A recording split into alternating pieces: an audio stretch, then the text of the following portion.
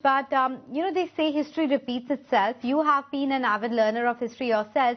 Is there any point in history where you think India could be replicating right now? Because after a couple of centuries of downturn, we're now at that inflection point. Any point in history that you can associate it with? I read this one line that history doesn't repeat, but it certainly rhymes, right?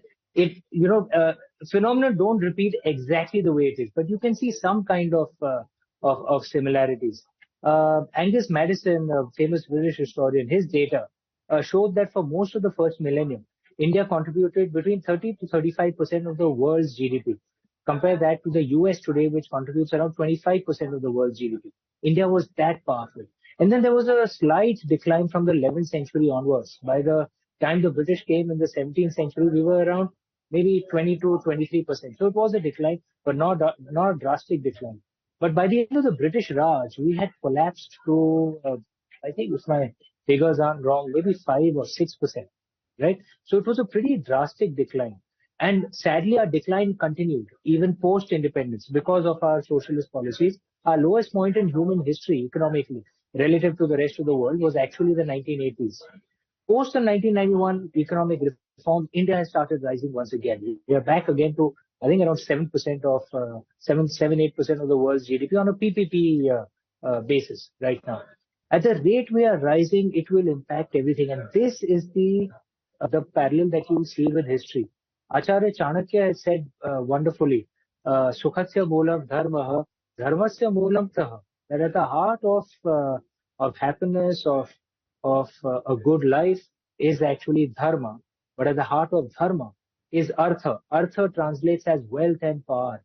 India is finally rebuilding its wealth and power that we had lost over the last many centuries. Which is why I said earlier, it's one of the most exciting times to be an Indian. We'll be the generation that will see this happen. We'll be the generation that will make it happen. Sure, that point is taken, but in your earlier avatar, you yourself were a banker and did all the number crunching, etc. You were a pass out from IIM Kolkata. Was it difficult at that time to come out as the religious, right-wing person in an era of left-wing wokeism? Okay, no. Yes, I did my MBA from IIM Calcutta and joined banking in 1997. I followed a very traditional career. I come from a humble background, never really hidden that. So we, all four of us siblings, we had to be pragmatic and practical in our career choices. Having said that, we have never, all four of us siblings, we have never shied away from acknowledging we are very rooted in India. Uh, my parents were educated in the Hindi medium. Our generation was the first generation to be educated in English, and our parents were very clear. We are sending you to schools.